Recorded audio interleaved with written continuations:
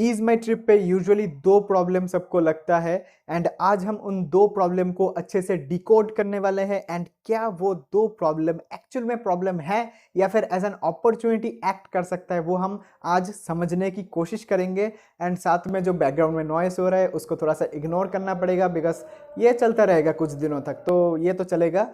हम क्या कर सकते हैं, हम अपना काम कर सकते हैं। तो यहाँ पे अगर हम टेक्निकली देखें कंपनी में, अगर आप देखोगे टॉप से ऑलमोस्ट ऑलमोस्ट कंपनी 51% डाउन है। एंड अगर आप एक स्ट्रॉन्ग रेसिस्टेंस से देखने लगो तो यहाँ से भी ऑलमोस्ट ऑलमोस्ट कंपनी 36% डाउन है। तो कंपनी में जो दो मेजर प्रॉब्लम है वो क्या क्या है आज हम थोड़ा सा समझने वाले हैं एंड किस तरीके से अपॉर्चुनिटी बन रहा है वो हम देखने वाले हैं। तो सबसे पहला प्रॉब्लम क्या है, दो प्रॉब्लम मैं आपको एक्सप्लेन कर देता हूँ। एक था प्रॉब्लम कि कंपनी अपना मेन बिजनेस है उसके साथ साथ एक और सेगमेंट में फोकस करने जा रहा है जो है ऑटोमोटिव इंडस्ट्री। एंड ये न्यूज़ 2 महीने पहले आया था एंड इस वजह से बहुत लोगों को लग रहा है कि अब जो एग्जिस्टिंग बिजनेस है उसका क्या होगा, वो मैं आपको एक्सप्लेन करूंगा कि एक्चुअली में कितना इम्पैक्ट है। एंड यहाँ पे एक और जो प्रॉब्लम है वो ये है कि प्रोमोटर में जो निशांत पित्ती है, इन्होंने अपना बहुत सारा शेयर ऑफलोड किया था जिसकी वजह से जो अपना शेयर है जो स्टॉक है उसमें एक बड़ा सा रेड कैंडल गैप डाउन के साथ देखने को मिला था। एंड यहाँ पे 16% के अराउंड फॉल देखने को मिला था एंड उसके बाद तो स्टॉक प्राइस सेम ही जगह पे ट्रेड कर रहा है। तो दोनों में क्या प्रॉब्लम है, तो सबसे पहले बात करते हैं जो एग्जिस्टिंग बिजनेस है उसमें क्या इंपैक्ट आएगा ये जो सब्सिडियरी है उसकी वजह से। कंपनी का देखो जो फिक्स एसेट है, फिक्स एसेट 145 करोड़ का है एंड इस फिक्स एसेट में से कंपनी का जो एक्चुअल एसेट है वो कितने का है, वो ऑलमोस्ट इसका 60% है। बाकी का जो 40% है वो कंपनी का गुडविल है। अगर आप यहाँ पे कंपनी का जो कंसोलिडेटेड स्टेटमेंट है, बैलेंस शीट है, वहां पे अगर जाओगे तो मैं आपको दिखाता हूँ। यहाँ पे गुडविल पे आपको दिखेगा ऑलमोस्ट 496 मिलियन रुपीस जो है वो इनका गुडविल है, जो कि ऑलमोस्ट इसका 40% होता है, 40% के आसपास होता है। मैंने ऐसे ही बोल दिया, ठीक है, कोई कैलकुलेशन नहीं किया, माइंड में ही कैलकुलेट करके आपको बता दिया। तो ऑलमोस्ट 40% के अराउंड अगर होता है एंड हम चलो छोड़ो 40% तो छोड़ो, मैं अगर मान लेता हूँ जो एक्चुअल एसेट है कंपनी के पास वो 100 करोड़ का है, 100 करोड़ का एक्चुअल एसेट है। तो यहाँ पे कंपनी का अगर आप प्रॉफिट एंड लॉस स्टेटमेंट पे जाओगे तो कंपनी का तो 100 करोड़ का नेट प्रॉफिट ही आता है। तो कंपनी का जो पूरा का पूरा कैपेसिटी है, पूरा का पूरा जो फिक्स एसेट है, उतना ही कंपनी नेट प्रॉफिट कमाता है हर साल, जो कि बहुत ही एक ऐसा इंडिकेटर है, हमको समझा रहा है कि कंपनी के पास एक्सेस में बहुत पैसा रहेगा। अब अगर आपके पास पैसा रहता है एंड आप अगर एक स्मॉल कैप कंपनी हो, 6000 करोड़ का मार्केट कैप है, तो आप क्या करोगे उस पैसे का, आप क्या उसको यूटिलाइज नहीं करोगे? बिकॉज अगर बिजनेस को आपको ग्रो करना है ऐसे तो आप धीरे धीरे कछुए की तरह ग्रो नहीं कर सकते। आपको नए नए जो एक्विजिशन है, पार्टनरशिप है, वो करना पड़ेगा एंड वो कंपनी करता है। अगर आप बिजनेस में देखोगे यहाँ पे आपको देखने को मिलेगा कि कंपनी का पहले तो लीडिंग पोजीशन है ही एंड साथ में लार्जेस्ट एजेंट नेटवर्क भी है कंपनी के पास, ऑलमोस्ट 60,000 प्लस एजेंट्स है अक्रॉस इंडिया।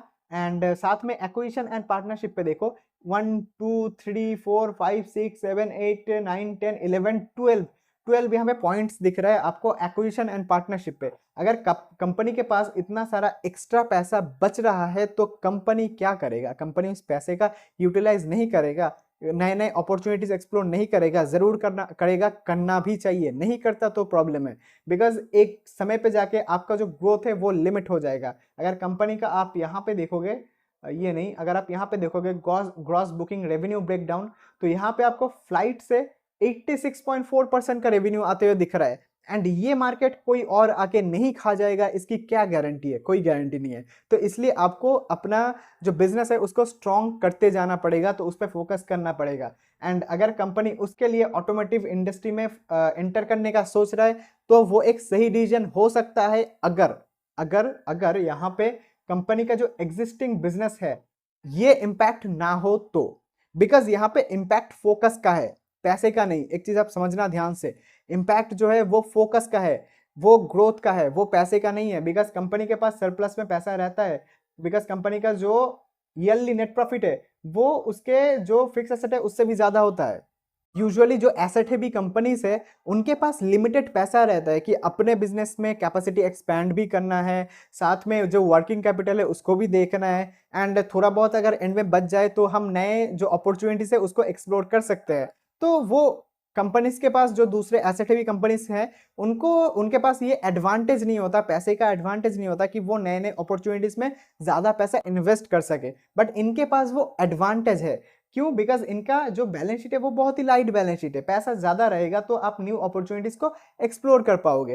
एंड साथ में अगर जो सेकंड प्रॉब्लम है वो अगर मैं बात करूं कि जो प्रोमोटर में निशांत पित्ती है, इन्होंने इतना सारा स्टेक ऑफलोड कर दिया है, तो ये एक बहुत ही नेगेटिव सिचुएशन क्रिएट किया था इसने, जो अपना स्टॉक प्राइस है उसमें। बट एक्चुअली में कितना नेगेटिव है, बहुत ज़्यादा है नहीं। इसका रीज़न मैं आपको बताता हूँ कि उन्होंने बहुत सारा शेयर तो बेचा है, बट फिर भी अभी भी 14.21% का स्टेक इनके पास है, एंड ये एक अच्छे खासे स्टेक के साथ प्रोमोटर है। तो आपको समझना पड़ेगा कि अगर आपका बिजनेस है, आपको अगर पैसे की ज़रूरत है, आप नहीं बेचोगे। आपको अगर पैसे की ज़रूरत है, आप पैसे को बेचोगे, बाद में जब आपके पास पैसा आएगा, आपको सस्ते में कंपनी का शेयर मिलेगा, शायद आप खरीद लोगे, राइट। तो इसी तरीके से आपको सोचना पड़ेगा कि अगर प्रोमोटर के पैसे की ज़रूरत है तो वो ज़रूर बेच सकते हैं, अपना ही उनका अपना पैसा है, राइट। तो वो जब चाहे बेच सकते हैं, उसमें कोई इशू ही नहीं है। At the and main focus कहाँ होना चाहिए? मेन फोकस होना चाहिए बिजनेस के ग्रोथ पे। अगर बिजनेस ग्रोथ कर रहा है, बिजनेस में कंटिन्यूअसली मैनेजमेंट अच्छा है, ग्रो करे जा रहा है, एंड निशांत पित्ती हो चाहे ना हो, कोई फर्क ही नहीं पड़ता। बिकॉज अगर बिजनेस ग्रो करता है तो एट द एंड कुछ और देखने की जरूरत ही नहीं पड़ती। तो ओवरऑल कंपनी में जो दो मेजर प्रॉब्लम सबको लगता है, वो तो एक्चुअल में प्रॉब्लम है ही नहीं। एंड अगर प्रॉब्लम नहीं है तो क्या है? अपॉर्चुनिटी है। ये चीज़ आपको समझ में आ ही गया होगा। अगर हम यहाँ पे एक रेजिस्टेंस ड्रॉ करें तो आपको करंट प्राइस से ऑलमोस्ट 53% का टारगेट आपको यहाँ से दिख रहा है। अच्छा, वन मोर थिंग कि HM एग्रो के ऊपर हमने ऑलरेडी वीडियो बना दिया था, मुझे याद नहीं था, तो इसलिए मैंने Q&A वाले वीडियो में बोल दिया था कि मैं वीडियो बनाऊंगा, बट एक्चुअली मैं वीडियो ऑलरेडी बना दिया है मैंने। तो आप यहाँ पे स्क्रीन पे दिख रहा है, आप जाके चेकआउट कर लेना कौन सा वीडियो है, ठीक है। अच्छा लगे तो सब्सक्राइब करो, कमेंट करो, लाइक करो। फिर मिलते हैं अगली वीडियो में, तब तक के लिए बाय।